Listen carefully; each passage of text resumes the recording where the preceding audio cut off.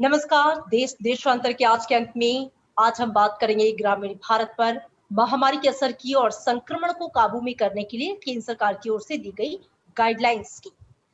मैं हूं आपके साथ अमृता चौरसिया। मार्च 2020 में जब कोरोना की पहली लहर आई थी तो देश के शहरी इलाकों पर संक्रमण की मार पड़ी, लेकिन दूसरी लहर में वायरस हमारे गांव को भी तेजी से अपनी चपेट में ले रहा है। पहली लहर में संक्रमण का आंकड़ा शहरों में 48% के आसपास और गांव में करीब 30% था। तो वहीं दूसरी लहर में तस्वीर जो है वो उलट गई और संक्रमण का आंकड़ा शहरों में 34% और गांव में करीब 48% तक जा पहुंचा। देश देशांतर के आज के अंत में हम ये समझेंगे कि कोरोना की दूसरी लहर कैसे देश के ग्रामीण हिस्से को अपनी जद में ले रही है। तेजी से संक्रमण की चपेट में आए हमारे गांव की मौजूदा हालत स्थिति क्या है। ग्रामीण भारत में बढ़ते संक्रमण को रोकने के लिए केंद्र सरकार ने जो नई गाइडलाइंस जारी की है वो दरअसल क्या है, हालात को काबू में करने के लिए दिशा निर्देशों का पालन कितना जरूरी है और कैसे स्थिति में इसके जरिए सुधार लाया जा सकता है। मेरे साथ दो बेहद खास मेहमान जुड़े हैं। सबसे पहले मैं आपका उनसे परिचय करवा दूं। प्रोफेसर नरेंद्र अरोड़ा है मेरे साथ। आप चेयरमैन है कोविड-19 वर्किंग ग्रुप NTAGI। स्वागत है सर आपका। साथ ही उर्वशी प्रसाद है मेरे साथ, public policy specialist NITI Aayog. आप दोनों का स्वागत। और चर्चा शुरू करने से पहले अपने दर्शकों को बता दें कि जो सरकार ने नई गाइडलाइंस दी हैं उस पर मुख्य फोकस क्या है। महामारी को रोकने के लिए दूसरे उपायों के साथ ही ग्रामीण स्तर पर कोविड के प्रबंधन के लिए स्वास्थ्य बुनियादी ढांचे के लिए निगरानी, स्क्रीनिंग, घर और समुदाय आधारित क्वारंटीन जरूरी है।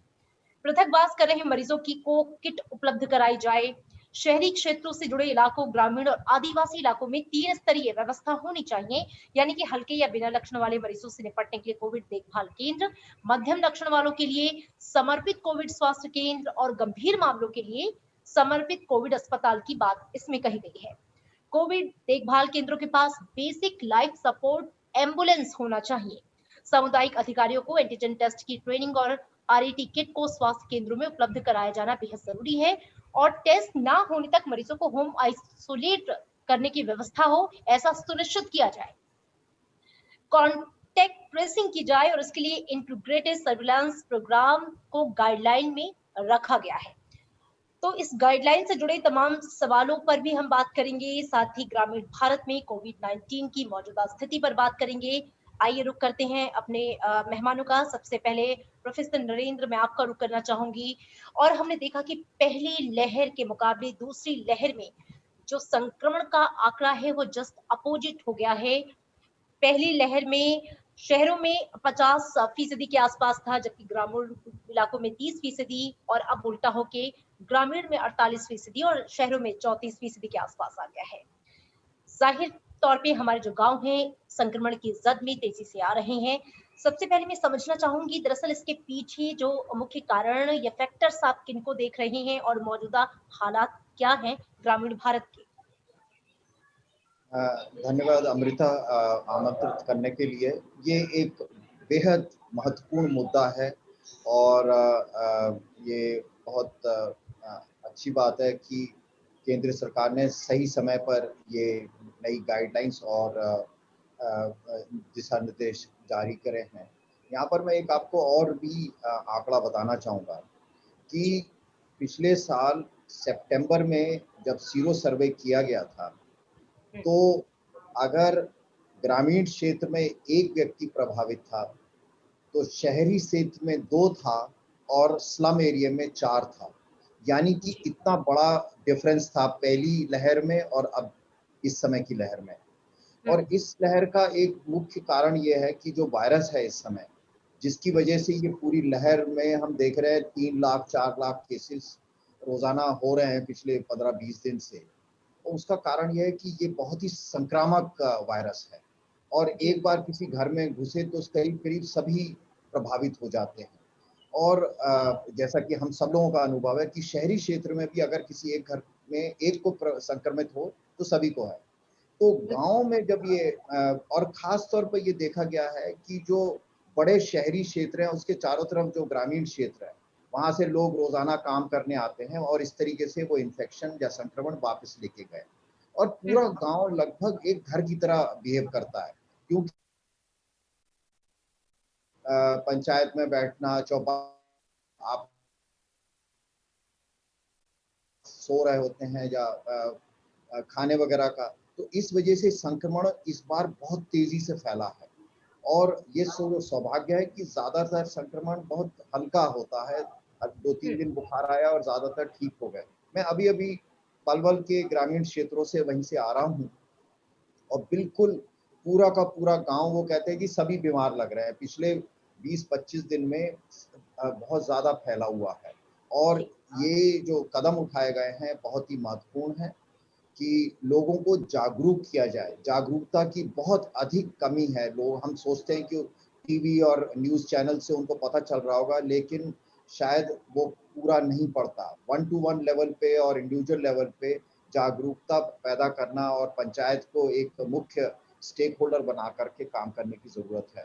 और जो आपने डिफरेंट कदम बताए, जो दिशा निर्देश हैं, वो बहुत ज़रूरी है। और एक साथ, उसके साथ एक ज़रूरी चीज़ और है कि इन दिशा निर्देशों को ज़मीनी स्तर पे ले जाना अगले हफ्ते भर के अंदर बहुत ज़रूरी होगा, क्योंकि जिस तेज़ी से ये बीमारी फैल रही है, हमारे देश में 6 लाख गाँव हैं, तो अभी ज़्यादातर जो ज़द है, ये शहरी क्षेत्रों के चारों तरफ के गाँव में है। लेकिन अगर मैं यहाँ पर इनको रोक लेता हूँ, तो जो दूर-दराज के गाँव हैं, वो बच जाएँगे, जिनके लिए और भी ज़्यादा जो स्वास्थ्य सेवाएँ हैं, वो कमी है। तो इनको ज़मीनी स्तर पे ले जाना बहुत ज़रूरी है और इसके बारे में हमें सरकार से निवेदन है, केंद्र सरकार से और जो स्टेट गवर्नमेंट्स हैं, दोनों को बहुत तेज़ी से, और इसमें डिस्ट्रिक्ट एडमिनिस्ट्रेशन का बहुत बड़ा रोल रहेगा। बिल्कुल, बिल्कुल। जो गाइडलाइंस हैं उनका ज़मीनी स्तर पर उनका लागू होना, उनका पालन सुनिश्चित होना ये बेहद ज़रूरी है। चर्चा में मैं उर्वशी आपको लेकर आना चाहूँगी और सरकार ने, केंद्र सरकार ने ग्रामीण इलाके में संक्रमण के मद्देनज़र जो गाइडलाइंस जारी की हैं, जिसमें 3 दरअसल जो है कैटेगरीज भी डिसाइड की गई हैं। एक जो शहरों से सटे गांव हैं, दूसरे जो मध्य ग्रामीण इलाके हैं और तीसरे जो रिमोट एरियाज हैं, जो जनजातीय इलाके हैं। निगरानी, स्क्रीनिंग, घर और समुदाय आधारित क्वारंटीन को महत्वपूर्ण रूप से इस पे फोकस किया गया है। मैं चाहूंगी आप मुख्य बिंदुओं को समेटते हुए बताएं कि इस एसओपी में किन-किन बातों का मुख्य रूप से जिक्र है। जी देखिए, ग्रामीण इलाकों में कुछ डिसएडवांटेजेस हैं, कुछ एडवांटेजेस भी हैं। जब ये हम कोरोना की लड़ाई के कॉन्टेक्स्ट में देखें, डिसएडवांटेज बड़ा साफ है कि बहुत जगहों पे हेल्थ इंफ्रास्ट्रक्चर काफी वीक है शहरों के मुकाबले। और सिर्फ इंफ्रास्ट्रक्चर से ज्यादा जो ह्यूमन रिसोर्स है, क्योंकि कई बार हम जब बात करते हैं मेडिकल फैसिलिटीज की, तो हम सिर्फ अस्पताल, ऑक्सीजन, वेंटिलेटर, बेड की बात करते हैं, लेकिन इनको चलाने वाले तो सब डॉक्टर होते हैं, नर्स होते हैं। तो वो ह्यूमन रिसोर्स फॉर हेल्थ जो है, उसकी कमी भी रूरल रिमोट एरियाज में बहुत अधिकतर है। तो इसलिए वहां ज्यादा जरूरी हो जाता है एक तो प्रिवेंशन।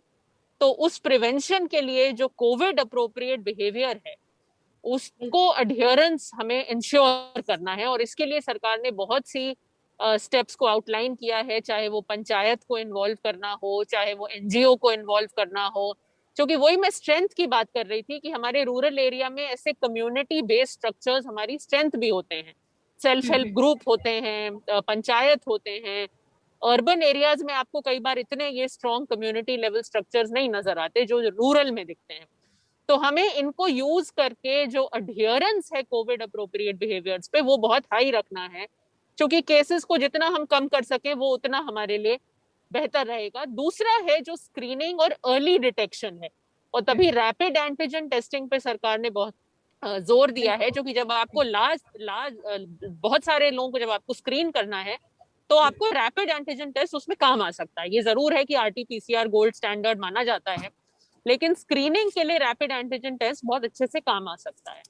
तो इसलिए जो गांव हैं, उनमें हमने रैपिड एंटीजन टेस्ट के लिए बहुत जोर दिया है कि आप घर घर जाके स्क्रीनिंग करें। जिन लोगों को बुखार है या ऐसे सिम्टम्स हैं, उनको आप जल्दी से जल्दी पकड़ने की कोशिश करें, जिससे उनकी टेस्टिंग हो सकती है और उनका अर्ली डिटेक्शन हो सकता है। क्योंकि जब आपका हेल्थ इंफ्रास्ट्रक्चर कमजोर होता है, तो अर्ली डिटेक्शन और जरूरी हो जाता है। आप सबको अस्पताल और आईसीयू तक नहीं वेट कर सकते हैं कि वो वहां तक पहुंचे। आपको पहले ही डिटेक्ट करना है, पहले ही इलाज करना है। तो ये दूसरी एक जो चीज है बहुत बड़ी फोकस है कि screening, door to door screening, early detection, rapid antigen का इस्तेमाल, और तीसरा है वैक्सीनेशन। वैक्सीनेशन पे फिर बहुत जोर दिया गया है कि जो लोग हैं उनको मोबिलाइज करें, अगर किसी में वैक्सीन को लेके कोई शक है उसको दूर करें, उनकी कोई शंका है उसको दूर करें और उनको वैक्सीनेशन के लिए सामने लाएं। जो कि कई बार क्या होता है कि काफी मिथ्स हो जाते हैं, ये शहरों में भी होते हैं लेकिन हमारे ग्रामीण इलाकों में भी कई बार लोगों को कुछ शंकाएं हो जाती हैं टीकाकरण को लेके। तो उसमें भी लोगों को मोबिलाइज करना, जो कम्युनिटी बेस्ड ग्रुप्स हैं उनका इस्तेमाल करना, वो बहुत जरूरी हो जाता है।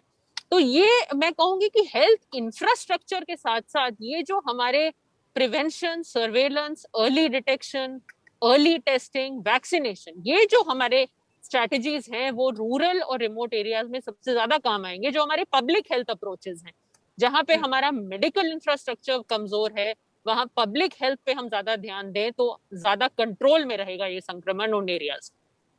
बिल्कुल बिल्कुल सही बात है। प्रोफेसर नरेंद्र, कॉन्टेक्ट ट्रेसिंग की भी बात की गई है, इस पर मुख्य फोकस है एसओपी में और इसके लिए इंटीग्रेटेड सर्विलांस प्रोग्राम को गाइडलाइन में रखा गया है ताकि इसका पालन हो। मैं समझना चाहूंगी आपसे कि कितना जरूरी है जब हम ग्रामीण इलाकों की बात करते हैं, क्योंकि कई बार क्या होता है कि लोगों को प्रॉब्लम या बीमारियां हो रही होती हैं, अपने स्तर पर कई बार इलाज कर लेते हैं, कई बार वो चीजें सामने आ ही नहीं पाती हैं, कई बार लोग उससे ये दुनिया छोड़कर भी चले जाते हैं लेकिन वो चीजें सामने नहीं आ पाती हैं। तो ऐसे में ट्रेसिंग सर्विलेंस प्रोग्राम के जरिए कितना जरूरी है? मेरे को यहाँ पर जो जमीनी तौर पे जो मेरे को समझ आया है और वो ये कि गांव की जो समाज है वो एक गुथा हुआ समाज रहता है, सब एक दूसरे को जानते हैं। वहाँ पर बाहर जाकर के ये कांटेक्ट ट्रेसिंग वाला जो कंपोनेंट है ये इतना आसान नहीं रहता कि आप किस किस से मिले हैं, क्योंकि सारे लोग एक छोटी सी कम्युनिटी है। और दूसरा जो है एक और महत्वपूर्ण मुद्दा है कि अगर जैसे बीमारी फैली हुई है तो बहुत लोगों को बुखार होता है, तो बुखार ऐसा लगता है कि अगर बुखार वालों को मैं रैपिड एंटीजन टेस्ट से करना शुरू करूं तो वो वहां से शुरुआत करी जाए और जितने अधिक डायग्नोस इस तरीके से किए जा सके। ऑल्दो सेंसिटिविटी कम होती है रैपिड एंटीजन टेस्ट की, लेकिन तेजी से अगर करा जाता है तो हमें अंदाजा हो जाता है। हमें थोड़े से और एपिडेमियोलॉजिकल प्रिंसिपल्स यूज करने पड़ेंगे। छोटी जो गुथी हुई एक मिलीजुली जो कम्युनिटी है उसके लिए थोड़ा सा डिफरेंट अप्रोच रखना पड़ेगा। दूसरा एक चीज और भी है कि मेरे को लगता है कि ग्रामीण क्षेत्रों में जो बुजुर्ग हैं 65, 70, 80 वाले लोग हैं, कई बार उनकी ऐसे बुखार हुआ तीसरे चौथे दिन मृत्यु हो गए, उसकी तरफ कोई ज्यादा तवज्जो नहीं दी जाती, कोई ज्यादा इंपॉर्टेंस नहीं दी जाती है, जबकि वो कोरोना के शिकार हुए वो होते हैं। लेकिन अगर कोई 50, 55 का, 20, 30, 40 का किसी की मृत्यु हुई तब उनको लगता है कि नहीं अब कोरोना का प्रभाव हो रहा है। तो ये जरूरी है कि जब हम गांव में जाएं तो वहां पर कांटेक्ट ट्रेसिंग, उससे पहले जो है आइडेंटिफिकेशन ऑफ सस्पेक्टेड केसेस और फिर कांटेक्ट ट्रेसिंग की हम बात करें और फिर ट्रीटमेंट की जो बात करें, क्योंकि वहाँ ट्रीटमेंट भी एक अजीब, बहुत सारे झोला छाप डॉक्टर भी होते हैं जो बहुत अपने हिसाब से, और दवाई खासतौर पे स्टेरॉइड्स वगैरह का बहुत इस्तेमाल हो रहा है। तो हमें जो है एपिडेमियोलॉजिकल प्रिंसिपल्स से जो सो कॉल्ड कांटेक्ट ट्रेसिंग है उसकी जगह हम देखें कि अगर बुखार एक सर्टेन लेवल से ज़्यादा या जिसमें इनिशियल लक्षण है ज़्यादा आ रहे हैं, तो ज़्यादा घरों में आ रहे हैं, तो हमें ये मान के चलना पड़ेगा कि यहाँ पर ज़्यादातर प्रभावित है और उस हिसाब से ट्रीटमेंट और प्रिवेंशन और स्प्रेड का हमें तरीका सोचना पड़ेगा। जी जी बिल्कुल। उर्वशी, जागरूकता को लेकर आप क्या कहेंगे? क्योंकि दुर्भाग्य से अभी भी ग्रामीण इलाकों में एक बड़ी जनसंख्या या जनता है जो कि उतनी जागरूक नहीं है अगर हम शहरों के कंपैरेटिवली बात करते हैं। संक्रमण जो कि तेजी से फैल रहा है, आज भी ग्रामीण भारत में कई ऐसे इलाके हैं, पर्सनल लेवल पर भी मैंने बहुत से लोगों से बात की कि उन्हें सिम्टम्स हो रहे हैं लेकिन वो टेस्ट नहीं करा रहे हैं।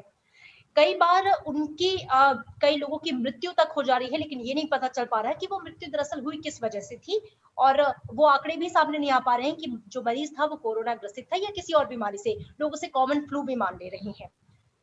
डॉक्टर गुलेरिया ने भी कहा कि ये जो जागरूकता की कमी, और ये भी देखने को आया है कि जो इलाज कर रहे हैं मेडिकल के स्टाफ, वो भी कोविड अप्रोप्रिएट बिहेवियर नहीं कर रहे हैं, पीपी किट नहीं पहन रहे हैं, तमाम तरह की संक्रमण उनके जरिए भी लोगों को फैल रहा है, उन्हें भी फैल रहा है। तो ऐसे में इस अवेयरनेस को बहुत ज्यादा जमीनी स्तर पर फैलाने की, डालने की जरूरत है, ताकि जो शहरी लोग अवेयर होकर कोशिश कर रहे हैं कि इस बीमारी से अपने आप को बाहर निकाले, ग्रामीण स्तर पर आपको क्या लगता है इस अवेयरनेस को हर घर तक पहुंचाने के लिए किस तरह का मैकेनिज्म डेवलप करने की जरूरत है, किस तरह की व्यवस्था करने की जरूरत है? तो वही मैं जैसे पहले बार पॉइंट में भी यही कह रहे थे कि जो ग्रामीण इलाके हैं उसमें आप सिर्फ, और बल्कि ये शहरों के लिए भी लागू होता है, सिर्फ हेल्थ सिस्टम पे आप अवेयरनेस के लिए रिलाई नहीं कर सकते, क्योंकि हेल्थ सिस्टम आज की डेट में बहुत स्ट्रेस्ड है, उसके पास वैसे ही बहुत चीजें करने को। तो हालांकि हम आशा वर्कर हैं, एएनएम हैं, आंगनवाड़ी वर्कर हैं, वो सारी स्ट्रक्चर्स यूज कर रहे हैं, ब्लॉक लेवल पे, डिस्ट्रिक्ट लेवल पे सब लोगों को ट्रेनिंग दी जा रही है, तो वो सब तो हो ही रहा है। लेकिन सिर्फ उससे काम नहीं चलेगा, क्योंकि वही आशा वर्कर को आप कह रहे हैं वैक्सीनेशन के लिए भी मोबिलाइज करो, ये भी करो, कॉन्टैक्ट ट्रेसिंग भी करो, तो एक वो वर्कर कितना कुछ कर लेंगे। तो इसीलिए हमें इसमें एनजीओ हैं, काफी ऐसे एनजीओ हैं जो बहुत ही रूरल रिमोट एरिया में भी अच्छा काम करते हैं, ट्राइबल एरियाज में भी करते हैं, तो उनको हम जोड़ने की एक तो कोशिश कर रहे हैं। दूसरा, जो खुद ही रूरल एरियाज के कम्युनिटी स्ट्रक्चर्स हैं, जिनकी मैंने शुरू में थोड़ी बात की, कि चाहे वो पंचायत हैं, चाहे वो रिलीजियस लीडर हो, चाहे वो सेल्फ हेल्प ग्रुप हो। सेल्फ हेल्प ग्रुप हमने देखा है कि कई जगहों में बड़े स्ट्रांग होते हैं और उनकी बात बहुत फैमिलीज सुनती हैं, मानती हैं, बड़े स्ट्रांग ये नेटवर्क्स होते हैं कई जगह पे। तो उनको, उन सब ग्रुप्स को हमें इस समय यूज करना पड़ेगा, जो बुजुर्ग लोग हैं, जिनकी बातें लोग मानते हैं इन कम्युनिटीज में, ऐसे लोगों को मोबिलाइज करना पड़ेगा। सर नरेंद्र, मैं आपका रुख करना चाहूंगी। हालांकि वैक्सीनेशन का जो सबसे बड़ा टीकाकरण अभियान है वो हम जानते हैं कि हमारे देश में चल रहा है, 18 करोड़ के आसपास जो है वैक्सीनेशन जो है लोगों को लगाया जा चुका है। ग्रामीण भारत की जब हम बात करते हैं तो अभी भी एक वर्ग ऐसा है जो वैक्सीन को लेकर उतना उत्साहित नहीं है, या फिर उसको उतनी जानकारी नहीं है, जानकारी है तो शायद उतना विश्वास भी नहीं है। तो अगेन वो अवेयरनेस की बात फिर से सामने आ जाती है, क्योंकि हम जानते हैं कि वैक्सीन जो है इस समय हमारे पास सबसे बड़ा हथियार है। हालांकि 2DG दवाई जो आज लॉन्च की गई है वो भी अब सामने आ जाएगी कोरोना से लड़ने के लिए। तो वैक्सीनेशन को लेकर फिलहाल जो प्रक्रिया चल रही है उसमें और कैसे उसे बूस्टअप किया जाए, ग्रामीण भारत को या लोगों को और ज्यादा उत्साहित किया जाए कि वो वैक्सीनेशन का पार्ट बने और वैक्सीन जरूर लगवाएं, इसके लिए किस तरीके से उन्हें अवेयर करने की जरूरत आप महसूस करते हैं? पिछले 3 दिनों में विशेष रूरल एरिया के लिए विशेष रणनीति बनाई जा रही है। खास तौर पे जो बुजुर्ग लोग हैं 60 साल से ऊपर और जो चल नहीं सकते, जिनको परिवार वाले लेके नहीं आ सकते और जिनमें मृत्यु की संभावना सबसे ज़्यादा अगर कोरोना हो जाए, तो उनके लिए एक अलग स्ट्रैटेजी बनाई जा रही है। दूसरा ये है कि टीकाकरण के संबंध में लोगों के मन में कई गलतफहमियां हैं और उसकी सुरक्षा को लेकर के कहीं वहम है। तो ये भी एक फोकस तरीके से उस बारे में बातचीत करने की ज़रूरी है। तो जैसे कि उर्वशी जी बोल रही थी, जन जागरण करना है, उसके साथ-साथ टीकाकरण के संबंध में भी बताना होगा। और मेरे को लगता है, जो मेरे को आज वो बहुत अच्छा लगा कि वहाँ के जो युवा हैं, गाँव के अंदर के जो युवा हैं, वो ज़्यादा उसमें बहुत अच्छा महत्वपूर्ण योगदान दे सकते हैं। उनका रोल करा जा सकता है और जैसे कि अभी हो रहा है कि पीएससी और सीएससी में टीका लगाया जा रहा है। इसके अलावा जो हमारे बच्चों का टीकाकरण है, उन्हीं टीकाकरण केंद्रों को कोविड का टीकाकरण भी बनाने की प्रक्रिया हो रही है और कोशिश करी जा रही है कि जो बुजुर्ग हैं, जो चल नहीं सकते, जो बिस्तर पे हैं, उनको किसी तरीके से घर से ला करके अपने गाँव के अंदर ही किसी तरीके से टीका लगाया जा सके। तो ये सारी प्रक्रिया करने की ज़रूरत है, क्योंकि ग्रामीण क्षेत्रों में 65% हमारी जनता रहती है। अगर उनमें टीकाकरण नहीं हुआ, तो टीकाकरण हम शहर के सारे लोगों को कर दें, उसके बावजूद भी परेशानी बनी रहेगी। तो ये एक महत्वपूर्ण मुद्दा है और जिनको हमें कवर करना और अच्छी तरीके से सैचुरेट करना अत्यंत आवश्यक है। बिल्कुल। उर्वशी, मैं चाहूंगी संक्षिप्त में आप जवाब दें, क्योंकि हम जान रहे हैं कि जो एसओपी जारी की गई है उसमें 3 कैटेगरी डिसाइड की गई है, जो शहरों से सटे इलाके हैं या जो मध्य ग्रामीण इलाके हैं। इनमें तो कम से कम तब भी चीजें जो हैं वो संभव हैं। लेकिन जब हम बात करते हैं ट्राइबल एरियाज की या उन एरियाज की जो बहुत ही रिमोट हैं, दुर्गम इलाके हैं, जहां पर आना जाना भी कई बार मुश्किल होता है, वहां पर संक्रमण फैल रहा है। ग्राउंड लेवल पर वहां पे क्या स्थिति है? निश्चित रूप से वहां पर एक चुनौती जो है वो बाकी जगह की कंपैरेटिवली बड़ी हो जाती है। उसे एड्रेस करने के लिए मैं चाहूंगी आप बताएं कि किस तरह की तैयारियां हैं और किस तरह की चुनौतियां हैं। जी, वही तो, जितना ज्यादा रिमोट है, जितना ज्यादा जैसे ट्राइबल आपने कहा एरियाज, वहां पे उतना ज्यादा ही इम्पोर्टेंट हो जाता है कि और तरह के रिसोर्सेज, हम सब रिसोर्सेज को मोबिलाइज करें। सिर्फ हेल्थ सेक्टर से काम नहीं चलेगा अभी। अगर आप प्रिवेंशन की बात करें या मोबिलाइजेशन करना है टीकाकरण के लिए, हेल्थ सेक्टर के बियॉन्ड जाना है हमें, तो वही कोशिश हो रही है कि सरकार के भी अलग अलग सेक्टर्स को इन्वॉल्व किया जाए, चाहे पंचायती राज हो, चाहे वो हमारे फॉरेस्ट डिपार्टमेंट हो, कोई भी हो, कोई भी। जो कि इस समय देखिए कोरोना से बड़ी चुनौती कोई है नहीं हमारे सामने, तो अभी रूटीन वर्क इतना इम्पोर्टेंट नहीं है सरकार के बाकी विभागों के लिए जितना कोरोना से लड़ना है। तो हम बिल्कुल। काफी अलग अलग मिनिस्ट्रीज डिपार्टमेंट्स को मोबिलाइज कर रहे हैं कि हम हर कोने में, देश के हर कोने में पहुंचा सकें ये मैसेजेस कि भाई आपको कोविड अप्रोप्रिएट बिहेवियर का बहुत ध्यान रखना है। जो कि जितना बढ़ेगा इन जगहों में संक्रमण, उतना हमारे मेडिकल इंफ्रास्ट्रक्चर के लिए मुश्किल होगा, जो कि काफी बिल्कुल। जगहों पे तो है ही नहीं उतना अच्छा।